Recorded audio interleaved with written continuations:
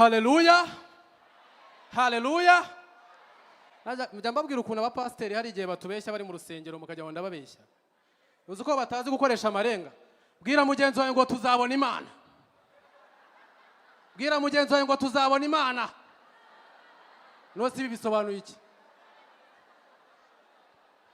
Twagiye kubwiriza muri Amerika turi abapasiteri abo batandatu.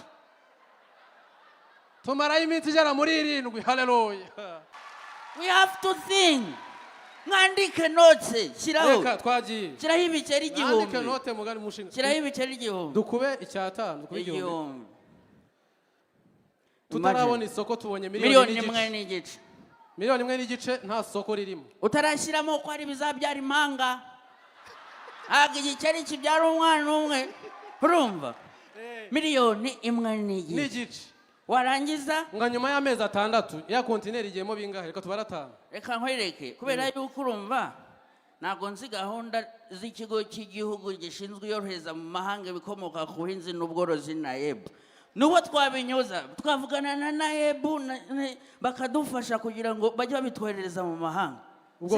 Ubwo ku cyatanu mu mahanga turahita dushyiraho nago wakoreza kontineri imwe. Shyiraho kontineri 10 n'euro. Dukube kontineri 10.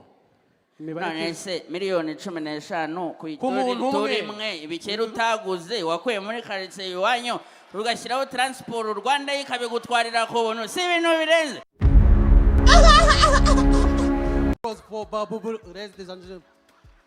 We have our youth minister in the house, ladies and gentlemen. A round of applause to our minister.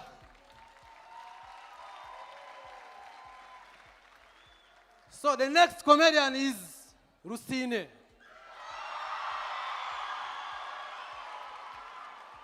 We also have French comedians.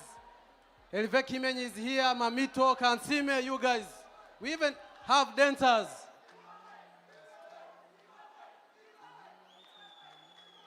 Mwe mwavuye he?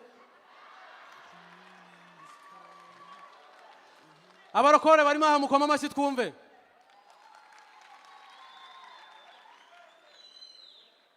Abarokore ntago muri buze kungora. Ari indirimbo, nje papa ni pasiteri.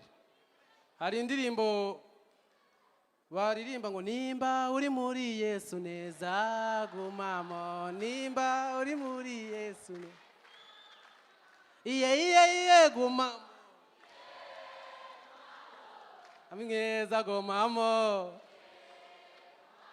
Ku rusengero rwa papa baje twari turi kuririmba haza abazungu.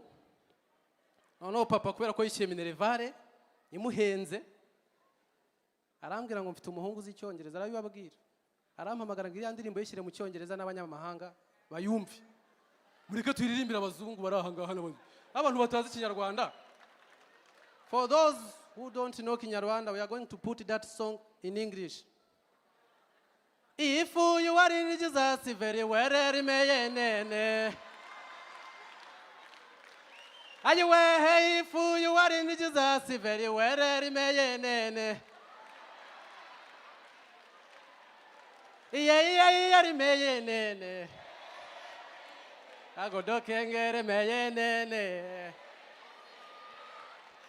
Ladies and gentlemen, put your hands together for Rusine. No kuri radio yaravugaga ati 102.3 Kiss FM Kigali ukumva ni ibintu bivugitse neza. A deep voice, a calm voice. Imagine iyo andi umuntu ari gukora izindi gahunda z'ubuzima busanzwe uko bigenda. Ntago andi umuntu ni hari kuzaba konvayeri. Kuba konvayeri bisaba urusaku. Kimirongo rwa Maranda Gisozi Convention Kacyiru kinamba mbere kinamba kabiri kwazuka amazi yabo. Ntago byari gukunda. So umukonvayeri uvuga ati Kimirongo rwa Maranda Gisozi Convention Kacyiru sister we not again. Niba ibazandi umuntu bamwibye. Twese turabizi nuko wenda mu gihugu cyacu nta n'ubwo ibintu by'abajura bikigezweho. Niba uzi kuri no muntu ufite icyo gitekerezo rwose umenye ko washaka undi murimo. Pe ntabwo ibyo ngibyo bikiri ariko ibaze kera abajura bagihari cyane.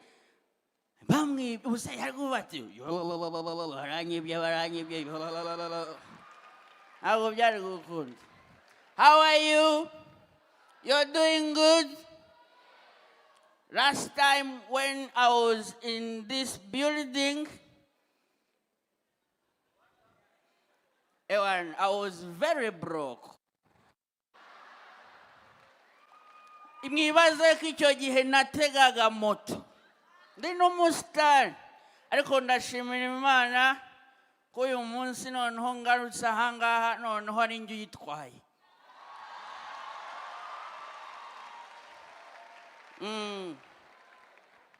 Ibintu by'agaciro cyane. Nigeze kuza ahantu hameze nk'aha neza, hari habaye inama ariko ntabwo ari iyi. Noneho MC atangiza ijambo, hari icyo bita safety remarks. Hano bazibahaye. Iyo mugeze mu nyubako ihuriramo abantu benshi babaha safety remarks zo kubabwira haramutse habaye like an emergency what to do. Ariko ngiye barazimbwiye ahubwo zinera ubwoba bwinshi.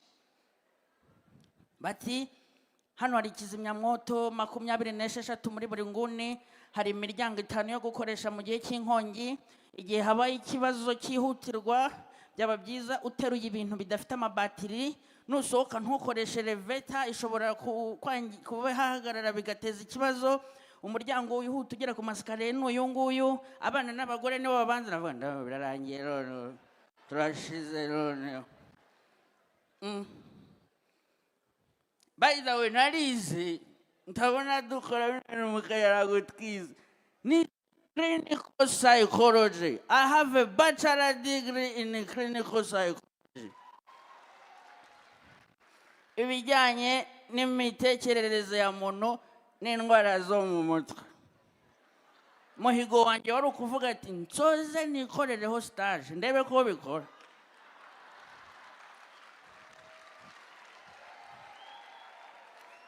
Nagiye gusaba akazi mu bitaro, barambwira bati kireka ntuzajya urara, ku manywa ukavura, nijoro tukakuvura. Nabwira nti reka nzibera umunyamakuru. Ariko bimwe mu bintu nize harimo ikintu cya mbere kibi kibaho cyangiza n'ubwonko bwa muntu, mentally, physically, psychologically, emotionally, spiritually, dramatically, economically,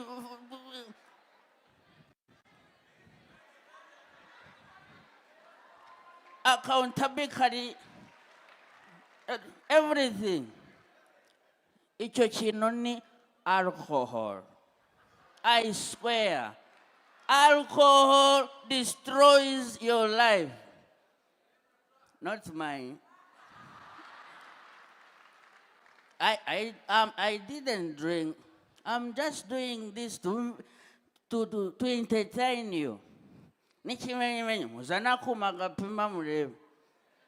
Zomba nangwe zarahinze. Hanyuma rero alcohol kimwe mu bintu ukora bibi, igabanya ubushobozi bw'ubwonko bwacu bwo gutekereza no kwibuka, bigatuma imyanzuro dutangira gufata nyuma yo kuba twayinyweye igenda isubira inyuma, ikatugabanyiriza ubushobozi bwacu bwo gutekereza no gufata imyanzuro. Niyo mpamvu umuntu yatwaye imodoka yanyweye yisanga yagonze, kuko areba igikuta kiri imbere ye agatekereza ko yakigonga, yamaze kukigonga. Niyo mpamvu niyo bari kugenda abantu banyweye ingendo yabo sinzi niba mujya mubibona, balance iragenda, cause utekereza kujya imbere wamaze usubira inyuma, ariko ugashaka gusubira imbere noneho ugatera ebyiri imbere, ariko wasubira inyuma ukibuka ko wajyaga imbere, bigatuma bagenda barya. Urumva naravuze ariko niki cyatuma twanywa inzoga noneho tukaza no kubasha kwibuka nyuma, kuko kimwe mu bintu inzoga bibizi gikora harimo no kwibagiza. Ikimenyimenyi sinzi aho ngeze. Twavugaga ku biki? so ariko naravuze nyuma y'uko yibagije umuntu nta kuntu abantu bayinywa twazajya twandika nk'agapapuro tugashyiraho ibintu turi buze gukora nyuma yo kuyinywa ku buryo wamara kuyinywa ugahita ureba ku gapapuro ukavuga uti nari mfite gahunda yo kwishyura minerivare z'abana, nari mfite gutekera abo mu rugo baraza kuza ku mugoroba, nari mfite performance biri ku gapapuro. Ndabigerageza, umunsi wa mbere birakora, umunsi wa kabiri birakora, ariko kubera ingano ya rukoro imaze kujya mu mubiri, umunsi wa gatatu mpura n'ikibazo. Kagapapuro nibagirwaho n'agashize.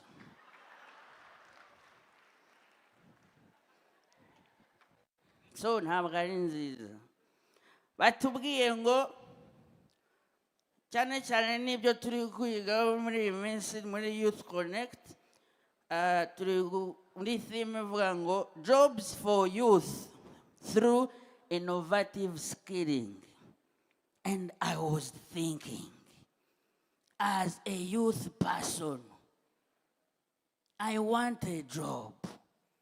Through my innovative skills, mu Rwanda hasigaye haraje gahunda yo kongera kuzamura neza ibijyanye n'ibi ngibi bikorwa remezo, ndetse urabona ibishanga bisigaye babifata igishanga bakakirema ahantu kitari kiri, kubera ko bifasha abana bashaka kujya mu buhinzi. Umuceri ni mu bishanga uba, ibishanga biba bikenewe mu gihugu, ariko mu bishanga habamo ikintu cy'ingenzi tutajya duha agaciro, kandi icyo kintu as a youth person if we think twakibyaza umusaruro, biriya bikeri dusanga mu bishanga birara ngo bibasakuriza, biriya bikeri byavamo amafaranga menshi cyane.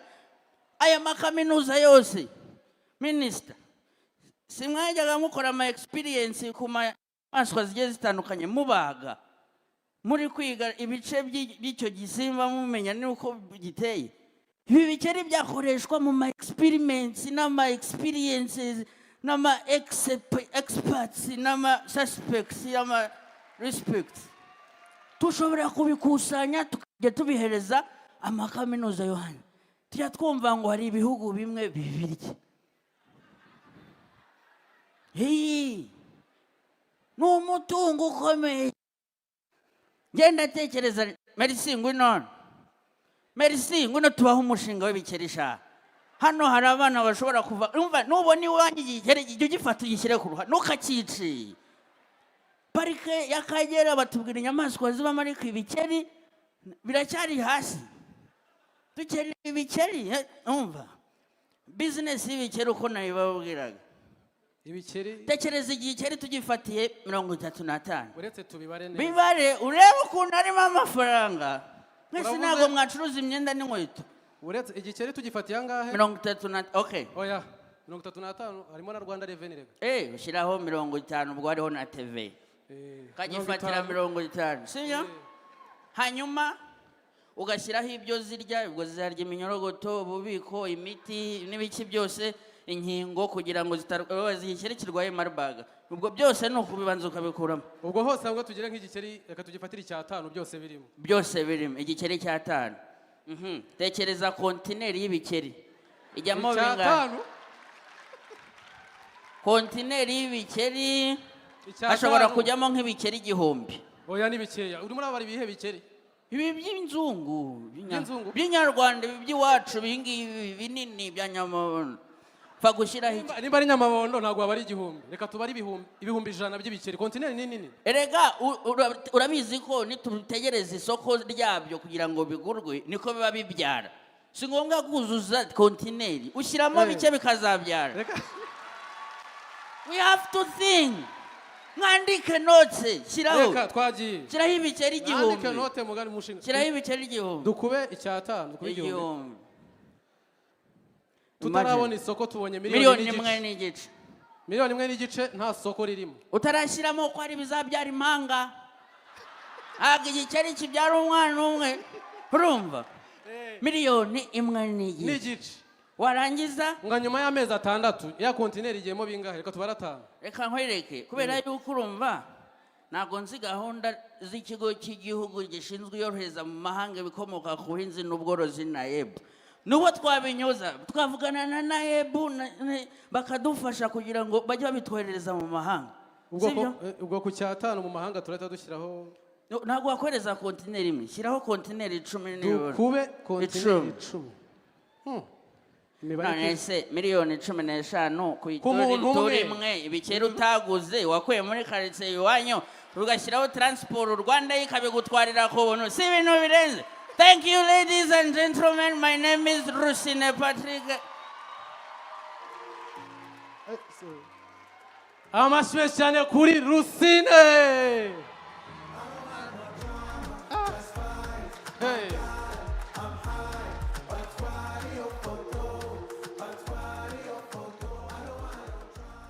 Icupa rishobora kuba riri mu bwenge. Umushinga w'ibikeri nose nka buriya bakwambuye byagenda bite? Ugiye kwishyuza ibikeri bakakubwira ngo nta mafaranga hari bisubirane. Byagenda bite? Haleluya. Haleluya. Najya mbabwira ukuntu abapasiteri hari igihe batubeshya bari mu rusengero mukajya ngo ndababeshya. Uzi ko batazi gukoresha amarenga. Bwira mugenzi wawe ngo tuzabona Imana. Bwira mugenzi wawe ngo tuzabona Imana. Nose ibi bisobanuye iki? Twagiye kubwiriza muri Amerika turi abapasiteri abo 6. Tumarayo iminsi igera muri 7. Haleluya. Bana bakora ibyaha mu marenga batabizi. Tujye kwakira ababyi